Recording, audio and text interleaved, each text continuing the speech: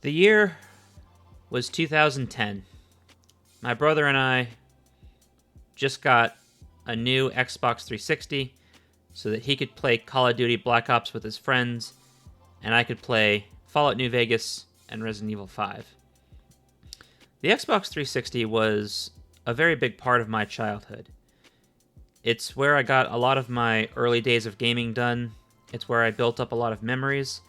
And honestly, I attribute the Xbox 360 to kickstarting my love of technology and eventually my desire to turn it into a career and become an engineer who emphasizes in hardware design. I think that's where it all started, was those first days of picking up that controller and popping in my discs and getting lost in this world of imagination that I had never experienced before. I love the 360, and I'll probably be making a video at some point dedicated to the 360 and everything that it's done for me. But that's not what this video is. Throughout my days of playing the 360, there was a path that I did not go down.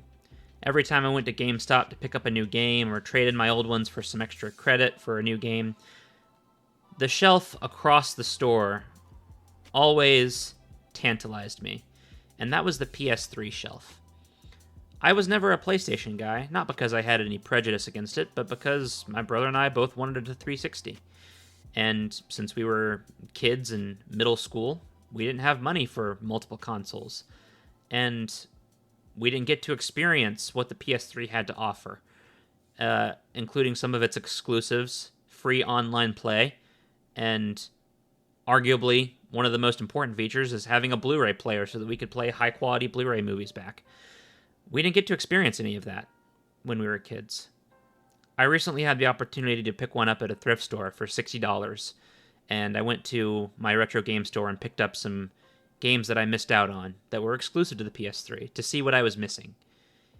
And while I was playing, I wanted to do more. I wanted to delve into the PS3's history, its hardware, why it is the way it is, and kind of how it set the tone for where we are today. I think that by going into the past and analyzing what made the PS3 tick from a hardware perspective and analyzing what it could do with its games, I think you'll develop a greater appreciation for it. This is not going to be a console wars video talking about how the PS3 and the Xbox 360 are better or worse than the other one. That's not what this is about. This is about the PS3 and appreciating it for what it is, analyzing what it was good at and what it was bad at, and ultimately letting you draw your own conclusion. So, I challenge you to open your mind, sit back, relax, and let's talk about the PS3.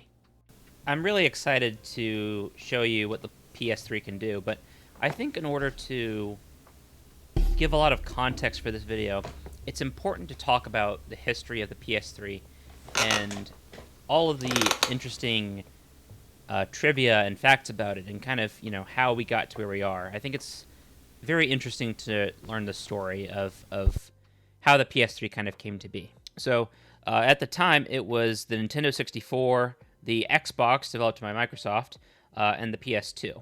Also, the GameCube came a little bit later, but the GameCube was also in the latter part of that generation because Nintendo did not keep up on the cycle the same as Sony and Microsoft did.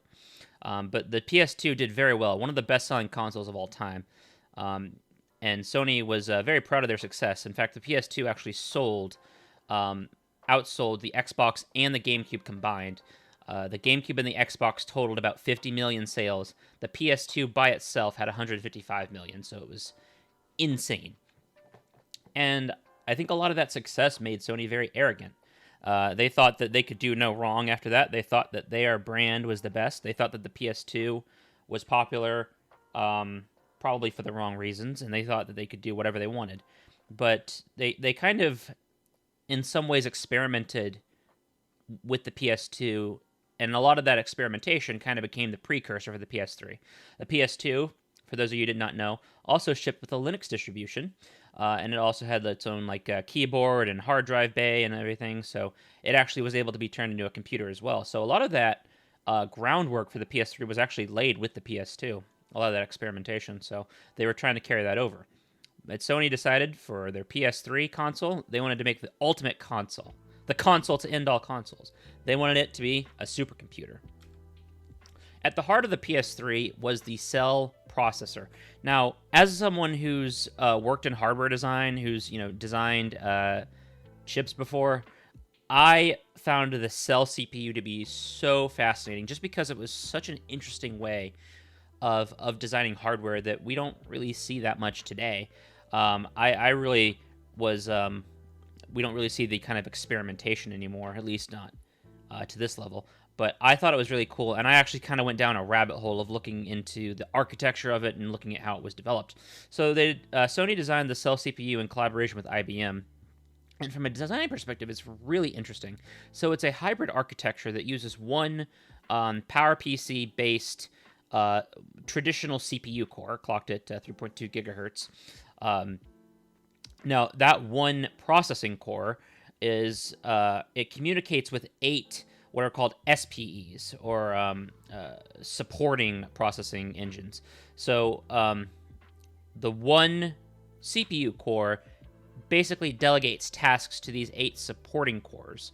And the one CPU core, the PPE is what I'm going to call it from here on out, handled sequential tasks, typically like what a CPU would do. And the SPEs handled supporting tasks, and they actually specialized in vector calculations. And that's actually going to be, you might be seeing where I'm going with this, but that's actually kind of important for how the system operated, and kind of speaks to how difficult it was to program with. So we'll be getting to that in a moment. When the PS3 shipped, Sony shipped it with a Linux environment.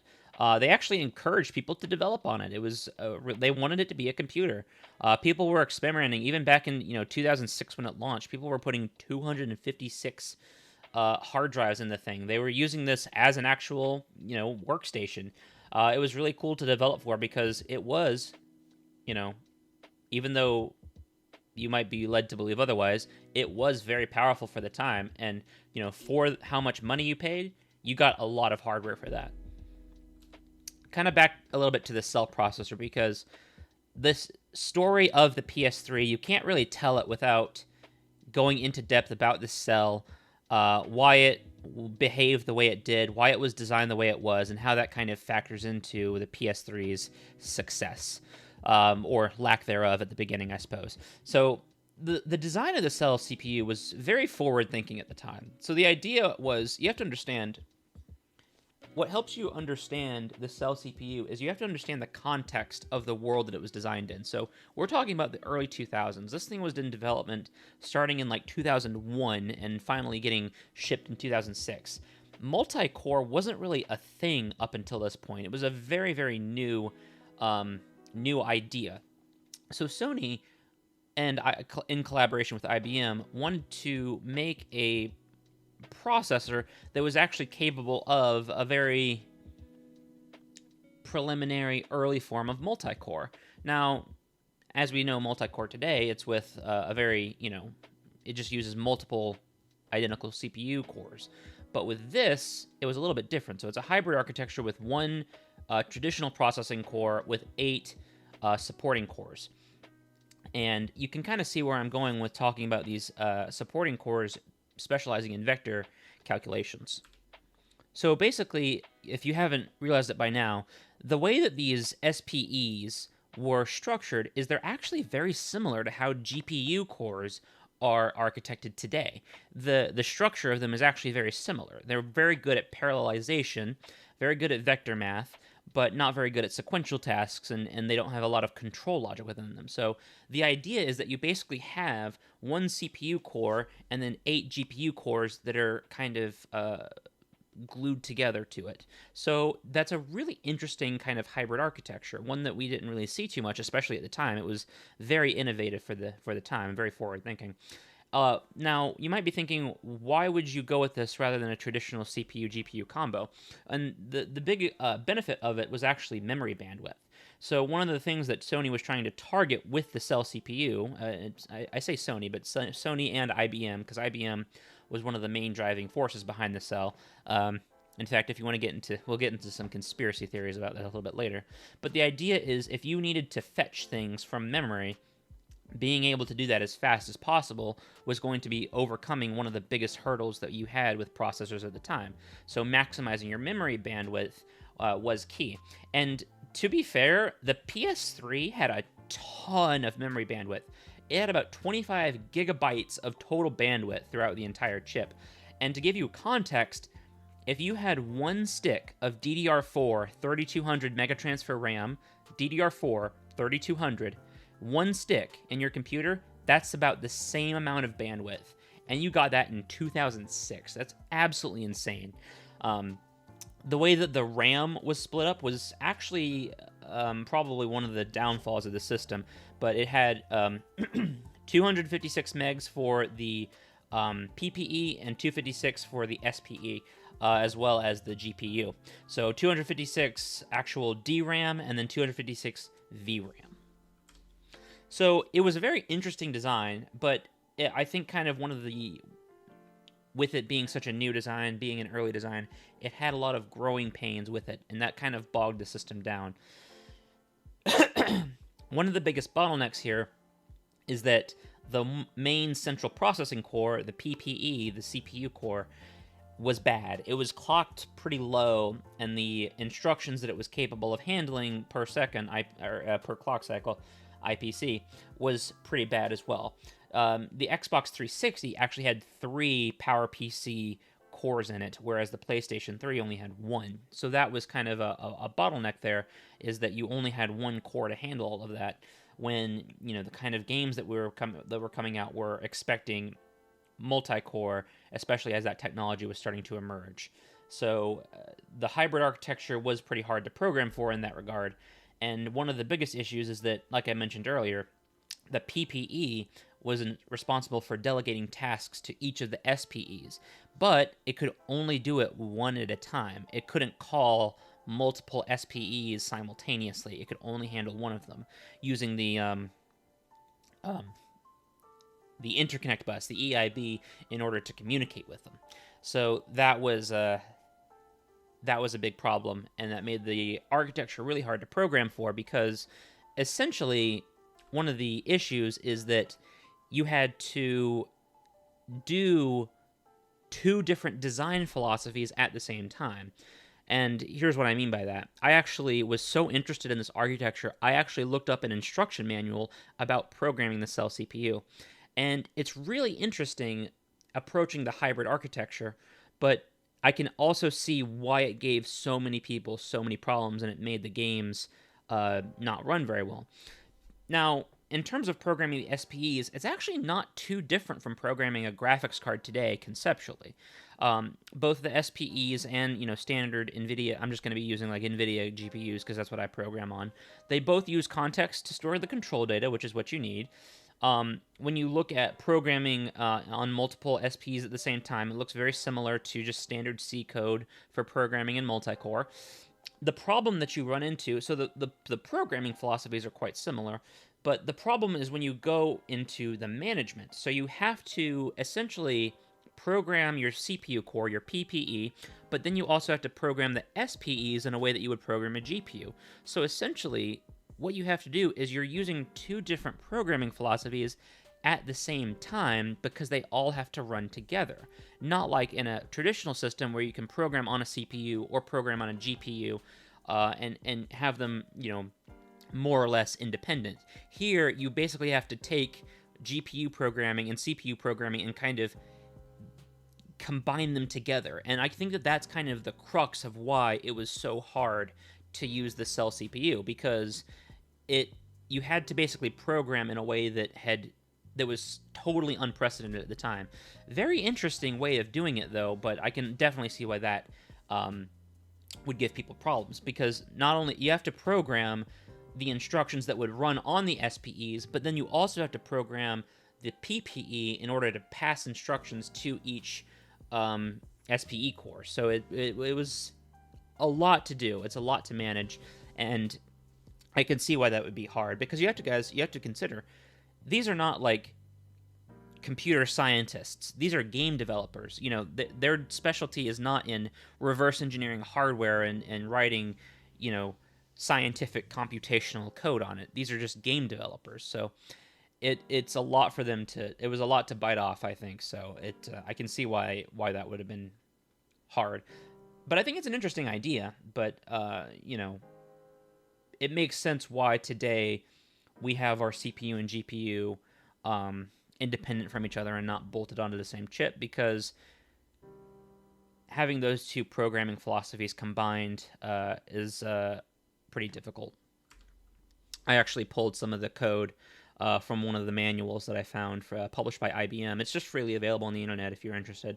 But essentially, you're programming a GPU, kind of like how you would program in CUDA today, but you have to manage it on the CPU because the SPEs, they don't have that control logic that the CPU has. So essentially, you're programming instructions for the SPEs, and then you have to use the PPEs to delegate and manage how those tasks are being allocated and how they're being run. So it's a very interesting way of doing it. Very, very forward thinking for the time, I think. Because I mean, again, a lot of the logic that you have to use for this programming is what we use today. But back then, I can see how it would have been just absolutely atrocious compared to what you would have had previously in the early 2000s. So yeah, not fun for devs. But this actually does explain why, when you look at the PS3, when you look at exclusives, they're actually really good, but the ports are absolutely terrible. So the reason is because, for example, one developer, Naughty Dog, they actually published several games exclusively for the PS3.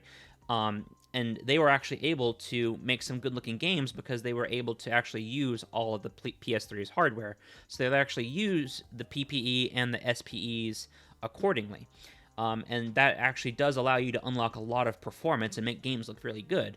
The problem is that when you go to port to the 360, since the 360 uses an actually, traditional dedicated CPU, dedicated GPU, well, if you wrote something for the PS3's SPE cores, you can't just port that over because it's a completely different architecture. And in a lot of cases, developers just didn't want to basically rewrite the game from scratch in order to port it over. So and it makes sense because it would have taken forever, because these are two entirely different architectures. And yeah, if you were able to use the cell CPU properly, it was going to be more powerful than a 360. So not only do you have to rewrite it for the 360's architecture, but you also are going to have to strip a lot of the stuff out of it so it can run on the weaker hardware. But the 360 was easier to utilize. Pretty famously, Hideo Kojima wanted to take Metal Gear Solid 4 and put it on the 360. But since they had used the Cell CPU and they had written it for using all the SPEs for graphics rendering, they just figured that it wasn't worth it anymore. So it never got ported over. So it's a PS3 exclusive. But for the games that were able to use the hardware properly, they look fantastic, and we'll be showing you some of those in a second. One of the things that's not really talked about is the PS3s had something called an RSX chip in it, which was a dedicated GPU. Sony originally was not going to put it in there. It was created by NVIDIA, basically a cut-down 7800 GTX. But after some play testing with some of the alpha dev kits, basically some of the testers had told Sony that if they didn't put a GPU in there, it probably would have been the death of the console. Because in Sony's mind, all you need is the cell. You have a CPU core. You have 8 GPU cores that can, help you with all your graphics rendering. What else do you need? So why would they go through the trouble of putting an extra GPU in there that would add cost and add power consumption to it? But in some cases, for some games, it was the only way that developers were ever going to be able to port a game to it. So they did put an NVIDIA GPU in there, and in some cases, for some games, that is the reason why they even showed up on the PS3 to begin with. But some of the uses for the PS3 are actually kind of cool. Famously, a couple colleges, universities, and the Air Force actually were able to cluster this together because, like I said earlier, this is one of the first attempts of multi-core programming. Or multi-core, chips that were being used, and these SPEs allowed for what was at the time a very, very unprecedented level of parallelization. Because you got to remember, this thing came out in 2006. It wasn't until 2007 that we saw CUDA being rolled out for standard graphics cards. But the hardware that you got for the money, the cost of these things was absolutely unbelievable. So it made sense for people to take these and cluster them together for very intensive compute applications. And I think the Air Force used this for some of their flight simulations and things like that. So very, very interesting, some of the use cases that scientists use this thing for. It's just interesting to see a bunch of PS3s in these racks all clustered together. So I think, kind of to summarize, the Cell CPU was a failed architecture. I think it was a very interesting pioneer, and I think that we should appreciate it because a lot of the philosophies that the Cell introduced are actually being used today. The industry was just going a different way at the time. IBM actually had planned to use this architecture in some of their mainframes, but those were actually never really took off. If you want to get into conspiracy theories, there's a theory that IBM used the PS3 as kind of an alpha stage or a guinea pig, as it were, for the Cell architecture. They wanted to put it in a game console to see how it ran, and then if it performed very well and got very impressive results, they were going to roll it out in some of their mainframes and commercial computing solutions. But that never actually came to fruition. But the industry was going a different way. AMD and Intel first released their dual-core CPUs in 2005, so they beat the PS3 by about a year. I think they would have come out in the same year, but the PS3 was delayed a year. And then in 2007, NVIDIA released CUDA, so that let people run general-purpose code on their GPUs, being able to unlock the parallel performance of GPU architecture, whereas before they were limited to graphics APIs, which did not allow for general-purpose code to run. But some of the philosophies of the Cell we actually do see later on. So about half a decade later, 5 years later, AMD and Intel released their first, AMD calls them APUs, but they were CPUs that have integrated graphics. So they have graphics cores on the actual silicon itself. So kind of a nice homage to the Cell CPU. Granted, they don't act in necessarily the same way. They're not architected exactly the same necessarily, but the idea of having graphics cores right next to your CPU cores on the same piece of silicon, very, very reminiscent of the idea that the Cell was approaching. But with multi-core CPUs, allowing people to utilize more CPU cores for sequential tasks, and CUDA allowing general purpose code to run on a GPU, utilizing CUDA cores for a lot of parallelization. Basically, you were able to get the same performance of the Cell CPU, but it was much easier to program for because you didn't have to program a CPU and a GPU at the same time. You could program them independently. And then, in the early 2000s, PCI Express was introduced. Eventually, PCI Express Gen 2 and Gen 3 eventually. And that was a very, very high-speed interface. And, one of the benefits of the Cell was the memory bandwidth that was allowed because everything was on one piece of silicon. So everything was very, very fast. Well, even though traditional CPU and GPU combos are independent of each other, the fact that they can communicate over a PCI Express bus, which is so quick, while it's not as fast as it would be on a traditional, one single die, the drawback is very much limited because of how quick the interface is, the PCI Express bus is. It's so fast that, while it might not be as quick as having it on one chip, it's kind of mitigated with the speed of the actual PCIe controller. So a lot of the ideas of the Cell were innovative at the time, very forward-thinking, but it was ultimately inefficient and hard to develop for, even if a lot of its ideas would eventually resurface just in different ways. So I think that going over the Cell and kind of its contribution and a lot of people say the PS3 sucked and it was hard to develop for. I think that adding a lot of context to that is very important so that you understand kind of how we got to where we are and where we came from. So I think that it's really important to have a lot of respect for it because it was trying something very new at the time, something that hadn't been seen, not just in gaming, but in computing. I think that it's very, very important, and it's something that I, as a hardware designer, just absolutely nerd out over, and I loved being able to research this thing and look what it could do. So I think it's time, after going over and nerding out over it, I think it's time to take a look at some games and see kind of how the PS3 fares in terms of when it's at its best and when it's at its worst. So let's get into some games. Oh man, I remember when this game came out. I remember seeing all the previews and the trailers for this game. I was super jealous of PS3 users because I was still on 360 at the time. I was so jealous that I was not going to have the ability to play this game. And even then, I built my first gaming PC after my the 360 had kind of run to the end of its life. I built my first gaming PC, and that was like in 2015. And there was no announcement for a Last of Us PC port, at least not at that time. So, yeah, it would have been a long time before I got to experience this. But playing it on PS3, I got to say, it's still, I know there's a remastered version out by now, but it still holds up today. It looks gorgeous. And to be honest, even if this did come, I think one of the reasons that this was a PS3 exclusive is Naughty Dog is a PS3. I believe they own the studio. Sony owns the Naughty Dog studio, I believe. But I don't know if this could have even run on the 360 because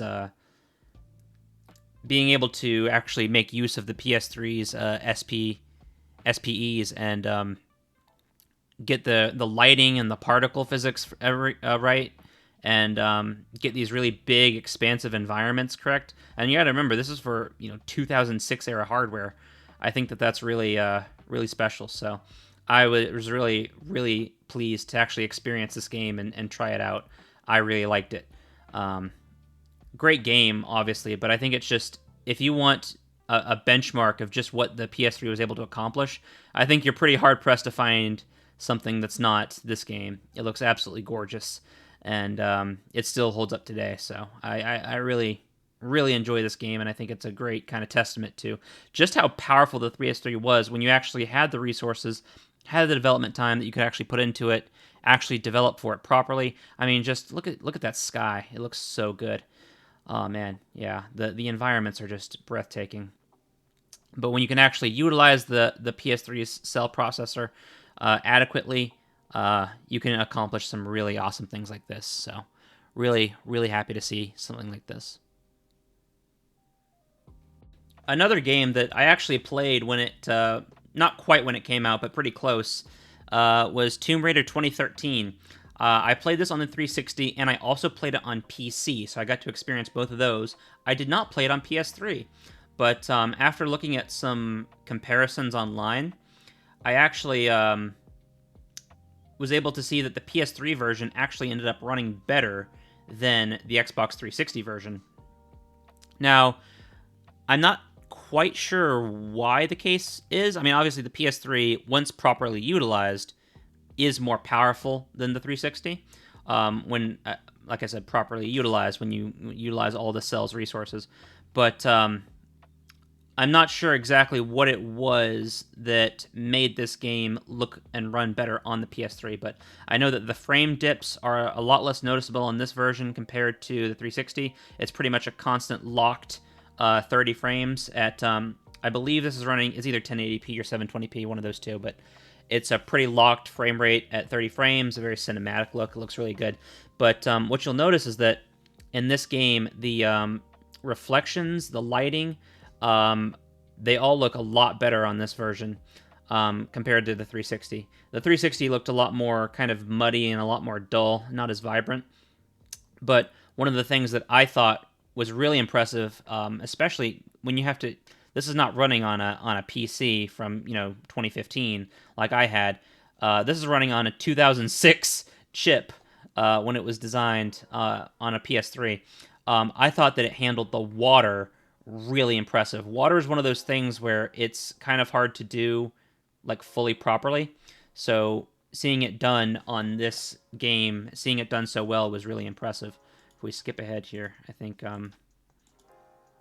yeah, eventually getting into this room, looking at that light, those beams of light coming down, and looking at how the light's reflected on that water, and the way that the water interacts when Lara goes into the water, and the way that it kind of divides and parts and has those ripple effects. Oh my gosh, I couldn't get over how good that looked. Again, I think another one of those. See, look at the rays of light coming through the cracks in the rocks. It looks so good. I think this is another good testament of how the PS3, once you properly utilize the hardware and dedicated yourself to it, it was really good and a really good console. So, yeah, I think that this is another great looking game on it that really showcases it well. So those are some examples of what the PS3 was really good at. Those games look absolutely incredible. And once you kind of utilize the PS3's hardware to the best of your abilities, it's amazing to see what was possible. These games looked amazing, and they still hold up today. So those are some examples of what the PS3 could do at its best when it was properly utilized. But in order to, I think, properly showcase the PS3, we have to be honest, and we have to show what it can do at its worst when it's not properly utilized. So I think we should take a look at some of the games that kind of underutilize the PS3 and kind of underperform. Ah, crap. Obviously, as part of this video, I needed to take a moment to talk about the PS3's highlights, what it was good at, but if we're going to be honest, we also need to identify when the PS3 had some downfalls. And honestly, when you look at kind of the worst of the worst when it comes to PS3, Bethesda games in particular were very much pain points for it. One of them being Fallout New Vegas. This is probably one of the games I played the most of in the last generation. I put in so many hours on my 360 and on PC, especially with mods. Never touched the PS3 version, but from what I have seen here, I did not miss out on much. Loading times for this game were awful. It took forever. I don't know if that's because of the hard drive. I don't know if that's the PS3, but they actually analyzed the game's code, and Fallout New Vegas actually has a specific check-in to make sure that you're running on a PS3. And basically what it does is it actually strips a lot of content out of the game if you're on a PS3. It takes out certain characters, certain locations have like assets missing. In one of the DLCs, I didn't get to it in this video, but in one of the DLCs, a whole scripted section is actually missing because the PS3 just couldn't. They were underutilizing the CPU so much that the PS3 could not run all of the AI routines that it needed to for this certain scripted portion. So the stuttering is just awful when you're running through an open world. But the fact that the hardware is so underutilized for these ports, it is absolutely awful. I'm not going to necessarily say it's unplayable, but I've heard reports that once you get pretty far in the game and you start having a bunch of items and big inventory and stuff, you get a lot of crashes and a lot of stuttering, and load times are abysmal. So, yeah. Not a very good experience at all, and I do think that if we're going to talk about some of the limitations of the PS3, games like this where the ports are pretty bad are a way to showcase that in an honest way. So yeah, not a good one for this one. Yeah, so this is also a bad one. I showed you Fallout New Vegas. That game was a lot less resource intensive than this one, and this one was even more underutilized. The Skyrim port on PS3. Again, I don't like using the term unplayable, but I would not. I have the 360 version, I have the PC version. I would take any of those over this. Throughout this video, you're going to see just how bad the stuttering is on this thing, and I can't honestly tell you what the problem is. It's probably a couple things. Number one, I don't know if this is unique to my PS3, but it still has the original hard drive in it. And that hard drive is from 2005, 2006, so it's very old. So that could contribute to bad loading times. I will eventually probably put an SSD in it just to be, on the safe side, 120, 250 gig SSD, something like that. But the hard drive could definitely be a bottleneck in terms of not only streaming in assets, but also load times for getting in and out of different areas. Oh my gosh, the stuttering is so bad. But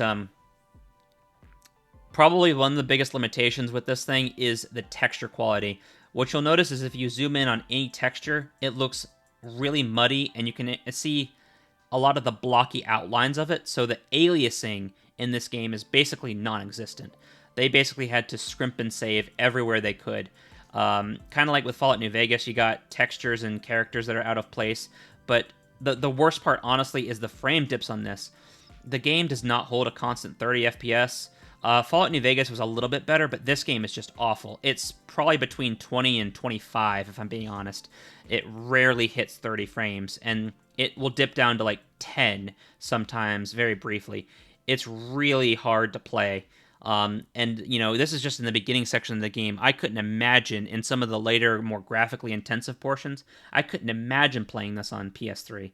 It's absolutely terrible. I just did not have a fun time playing this on PS3.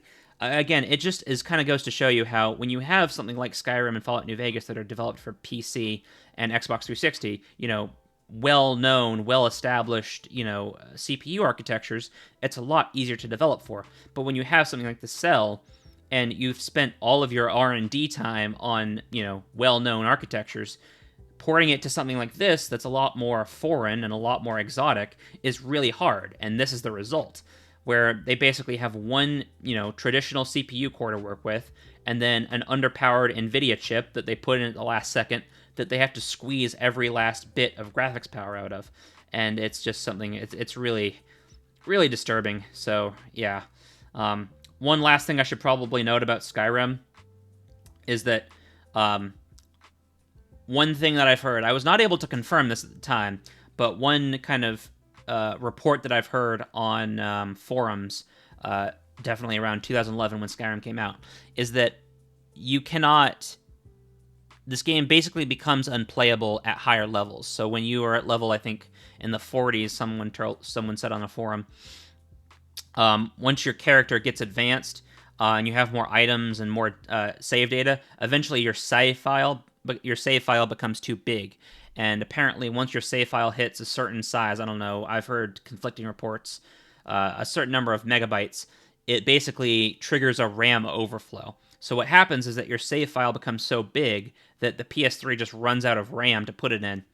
The Xbox, I don't believe, had that problem, but again, things would definitely slow down with a lot of stuff going on. But the PS3 especially, once your save file got too big, it would overflow the memory, and what that would cause to happen is the game would freeze and crash all the time.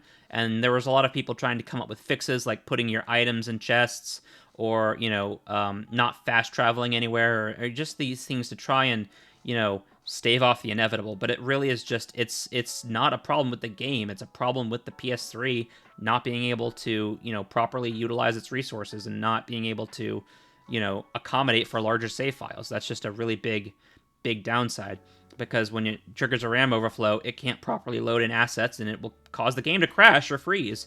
So yeah, that's just really kind of devastating. But I think that in order to properly evaluate the game, you got to look at what the PS3 could do well, but you also have to look at what it could not do very well. And these Bethesda ports were really, really rough, and I would not blame you for not having a fun time if this was your only option on a PS3. And I'm not actually even recording this off of a PS3 because, again, if I gotta show you the PS3's limitations, how about a game that never even came to the PS3 at all? So two of the games that I played the most on the 360 were Saints Row 1 and Saints Row 2. They were two of my favorite games of all time, especially Saints Row 2. I put in so many hours into them on my 360. And they never got ported over to PS3. The developer Volition actually said in some live streams that I wanted to try getting it working on PS3, but because they were spending, again, all of their development time just trying to get the game working, because the game was very buggy in development, and they didn't have a lot of time. But they spent all their time trying to get it working. They tried to get it working on Xbox, because at the time it was the more popular console, and it just made a lot more sense to get it working on the console that actually, people bought, right? And that meant that with them trying to get it working on Xbox 360, they didn't have time to port it over to PS3. Eventually, the first Saints Row actually was originally called Bling Bling, and that was originally going to be for PS2, but they pushed it back and decided to go to the next generation. So it ended up getting put on the 360 because it was more popular than the PS3, at least when these games were released. So yeah, you cannot play this game on PS3 even if you wanted to. So it's an actual Xbox 360 exclusive. This original Saints Row 1, is actually a real Xbox exclusive because that game never even came to PC. Saints Row 2 did get a PC port eventually, but that game is so buggy and it crashes so often on PC despite numerous patches that I don't even consider it a legitimate port because it's unplayable. So both games, for all intents and purposes, if you want to play them and play them properly, you got to play on 360. That kind of demonstrates to you just how hard the PS3 was to develop for. Some games never even made it on to PS3, and other games like Metal Gear Solid 4 were developed for the PS3. And again, since they invested all of their time into developing for the Cell CPU, they just ran out of resources and time to develop it and port it to 360. So for a lot of games like Saints Row and Metal Gear Solid 4, it was pick your console, and that was really about it. So the console generation back then was really about what games did you want to play, not just what the better console was. So I think that that's interesting. And there you have it. I think part of what makes this video both thorough and also honest is not only highlighting what the PS3 was capable of, but also what it was not capable of. When I set out to do this video, it really started off as a way for me to explore the path that I did not travel down. I was an Xbox 360 kid growing up, and because of money, that was all I had. I didn't get to experience the PS3 and its positives and negatives. It was just something that I didn't have the chance. I can't go back 10 years ago and tell my younger self to go with the PS3 instead of the Xbox 360. It's impossible. But 10 years later, as an adult, I can go back and pick up a PS3 and some games and see what I missed. And I'm really glad I did. And I think that it's going to bring me a lot of enjoyment in the years to come as it becomes a part of my game collection. But in some ways, I feel a little bit of regret for not experiencing it when I was younger, but I'm also happy that I got to experience it now. Now that I'm older and I've gone through college and I'm finishing up my master's degree in electrical engineering and I've had internships where I've designed chips on a silicon level, I have a much greater appreciation for what the PS3 is. It's not just a video game console, it's an amazing feat of engineering. The talent that it took from those engineers at IBM and Sony and Toshiba to come up with this design, this brand new architecture that hadn't been seen before in the 30 years prior of microprocessors. It's just incredible to think about it. And all of the context surrounding what was happening in the computing world at the time that I wouldn't have had the appreciation for when I was younger, but I do now. I think that that is a special perspective to have because it shines a new light on it, and it allows me to appreciate the PS3 not only as a game console that has some great titles to it, but also as a computing device that has kind of paved the way for a lot of new and advanced architectures and designs that have come since. Like I said in the beginning of this video, I don't want this to turn into a console wars thing, but I think that the PS3 and the Xbox 360 and any kind of computer that you build, any piece of technology, I think that we need to look at them for what they can do rather than what they can't do, and we need to appreciate them for what they are rather than what they are not. Are some games pretty bad on the PS3 and are they poorly optimized for it? Absolutely. Does the context of how the PS3 was designed add a little bit more background and reason as to why that's the case? Yes, it does. Should we excuse it? I don't know. I think that that's for the customer to decide, ultimately. I'll go ahead and say this. The PS3 is not going to be my first choice for playing Fallout New Vegas and Skyrim. But, going forward, it will be my first choice for playing The Last of Us and the Uncharted series that I never got to experience. So I think you have to take the good with the bad. And overall, my experience and my time playing the PS3 has been a positive one, and I'm really glad that I took the chance. And I want to pose that as a challenge to you. What are some consoles that you didn't have the chance to play when you were younger? If you were an Xbox or a PlayStation guy, did you get the opportunity to play the other one? If not, I challenge you to go to your local thrift store or go on eBay and see if you can find one for a good deal and give it a try. I think that especially if you're someone like me who's really nostalgic and very sentimental, I think it's going to be a pretty cathartic experience for you to see what you missed out on.